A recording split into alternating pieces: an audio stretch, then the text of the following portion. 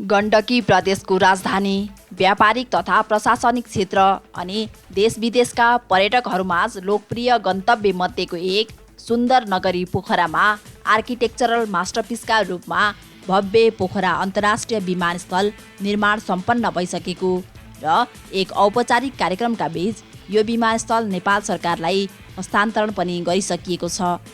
केही फिनिसिङको काम मात्र बाँकी रहेको यो विमानस्थल सञ्चालनका लागि भने 4वटा मुख्य चुनौतीहरू देखा परिरहेका छन्, जसको उचित समाधान बिना यो निर्माण भइसकेको पोखरा अन्तर्राष्ट्रिय विमानस्थल सञ्चालनमा आउन सम्भव नै छैन।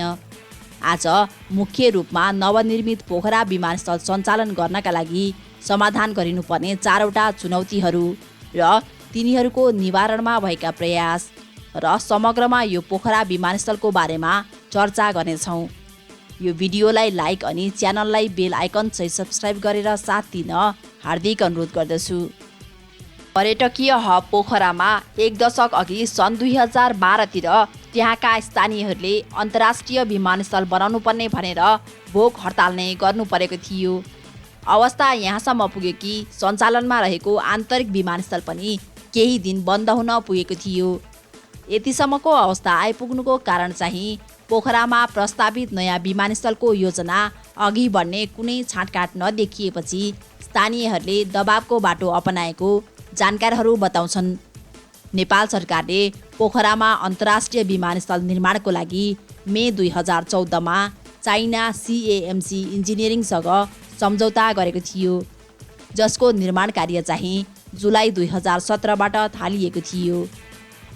इन्जिनियरिङ प्रोक्युरमेन्ट एन्ड कन्स्ट्रक्सन अर्थात् EPC मोडलमा अघि बढाइएको राष्ट्रिय गौरवको यो पोखरा अन्तर्राष्ट्रिय विमानस्थल निर्माणको लागि मार्च 2016 मा नेपाल सरकारले चाइना एक्जिम ब्याङ्कबाट $215.96 मिलियन अर्थात् करिब 26 अर्ब नेपाली रुपैयाँ सफ्ट लोन लिएको थियो। यसरी निर्माण अघि बढेको यो विमानस्थल 95% बढी निर्माण भइसक्दा यो विमानस्थल सञ्चालनको तयारी थाल्नु परेमा विमानस्थल सञ्चालनमा 4वटा ठुला अवरोधहरू देखिएका छन्। ती हुन् विमानस्थलको उत्तरपट्टिबाट आउने बाढी, रनवेको पूर्वतर्फ नदीले गरिरहेको कटान, विमान उडान तथा अवतरण गर्न रिठेपानी डाँडा कटान गर्नुपर्ने अवस्था र सबैभन्दा ठुलो समस्या विमानस्थल नजिकै रहेको ल्यान्डफिल साइट अनि त्यसको कारण नवनिर्मित विमानस्थल वरपर रहने चराहरूको ठुलो सङ्ख्या रहेका छन्। उत्तरपट्टिको बाढी र पूर्वपट्टिको नदी कटान नियन्त्रणका लागि काम थालिसकिएको बताइएको छ भने रिठेपानी डाँडा कटान थालिसकिएको छ। अब विमानस्थल सञ्चालनमा मुख्य अवरोधको रूपमा विमानस्थलको नजिकै रहेको ल्यान्डफिल साइट हो। यो ल्यान्डफिल साइट पोखरा अन्तर्राष्ट्रिय विमानस्थलबाट करिब 1.5 किलोमिटरको दूरीमा सेती नदीको किनारमा रहेको छ, जबकि 2058 सालमा बनेको नागरिक उड्डयन नियमले कुनै पनि एयरपोर्टको सिमानाभन्दा 3 किलोमिटरको दायरामा खुल्ला ठाउँमा फोहोर फाल्न अथवा डम्पिङ साइट बनाउन नहुने भनेको छ, जसको कारणको रूपमा डम्पिङ साइटमा चराहरूको सङ्ख्या बढी हुने र त्यसको कारण विमानस्थल सञ्चालनमा अवरोध हुन सक्ने अनि विमानहरूमा क्षति पुगी दुर्घटनाको जोखिम रहनेछ।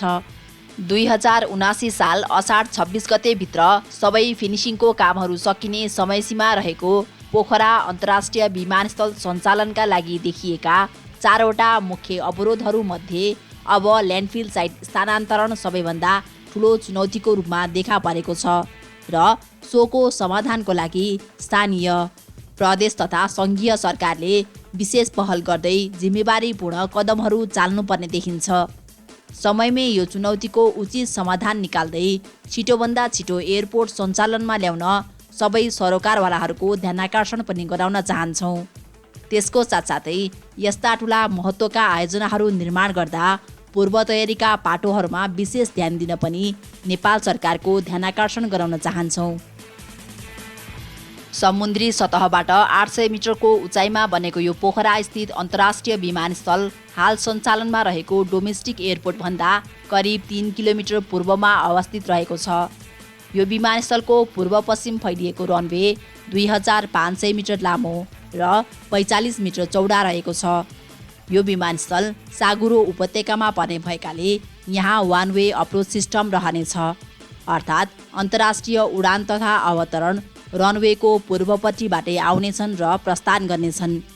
यस विमानस्थलमा 1200 मिटर लामो र 23 मिटर चौडा ट्याक्सीवे बनेको छ, जसले रनवेलाई पार्किङ बे, ह्याङ्गर र टर्मिनल बिल्डिङसँग जोड्नेछ। यहाँ बनेको अन्तर्राष्ट्रिय टर्मिनल भवनको क्षमता 650 यात्रु प्रति घण्टा रहेको छ। यहाँ एरोब्रिजको सुविधासहितको 3वटा A320 प्रकारका जहाजहरूका लागि पार्किङ बे रहेको छ भने ATR प्रकारका 5वटा जहाज क्षमताको पार्किङ बे बनेको छ र आन्तरिक उडानहरूका लागि छुट्टै टर्मिनल बिल्डिङ अनि पार्किङ बे बनेको छ। सुन्दर, आकर्षक अनि भव्य देखिएको पोखरा अन्तर्राष्ट्रिय विमानस्थलको आन्तरिक टर्मिनल भवनको 4000 वर्गमिटर क्षेत्रफल रहेको छ भने यहाँ रहेको अन्तर्राष्ट्रिय टर्मिनल भवनसँग 10,000 वर्गमिटरको क्षेत्रफल रहेको छ। यस विमानस्थलमा 3वटा एरोब्रिज सुविधा रहेको छ, जसले उडान अघि र अवतरणपछि यात्रुहरूलाई टर्मिनलबाट विमानसम्म आवतजावत गर्न सहज सुविधा उपलब्ध गराउनेछ। यो पोखरा अन्तर्राष्ट्रिय विमानस्थल नै एरोब्रिज सुविधा भएको नेपालको पहिलो विमानस्थल बनेको छ। यो विमानस्थलबाट हुने उडान तथा अवतरणलाई सुरक्षित बनाउन वाइड एरिया मल्टिलेटरेसन सिस्टम जडान गरिएको छ।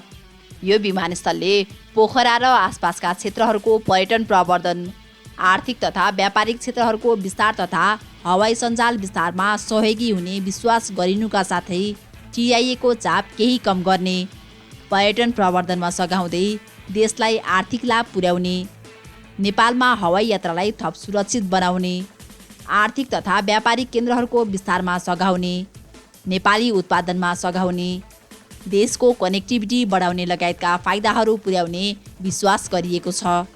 आइकाओको क्याटेगोरी अनुसार यो विमानस्थल 4D क्याटेगोरीको विमानस्थल हो।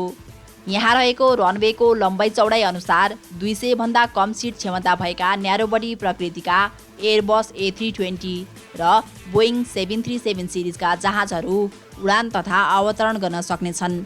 अर्थात् करिब 4 देखि 5 घण्टाको उडान अवधि रहने गरी यहाँबाट विभिन्न विमान सेवा प्रदायकहरूले आफ्नो सेवा सञ्चालन गर्न सक्नेछन्।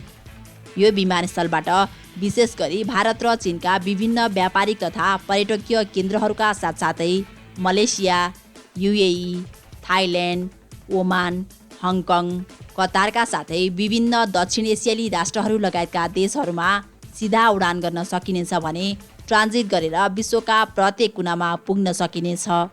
हाल पोखरामा सञ्चालनमा रहेको विमानस्थल दिउँसो मात्र सञ्चालनमा आउने अवस्था रहेकोमा यो निर्माणाधीन विमानस्थल सञ्चालनमा आएपछि 24 घण्टा उडान अवतरण गर्न सकिनेछ। त्यसले आवागमन सहज बनाउनुको साथै पोखरा लक्षित पर्यटकहरू सिधै पोखरा पुग्न पाइने भएपछि उनीहरूको आकर्षण बढ्ने र यात्रा पनि लम्बिने विश्वास गरिएको छ। साथसाथै पोखरा आसपासका पर्यटकीय क्षेत्रहरूमा पनि पर्यटकहरूको चासो तथा भ्रमण बढ्ने र समग्रमा यस क्षेत्रकै पर्यटन विकासमा यसले मद्दत पुर्याउने विश्वास गरिएको छ।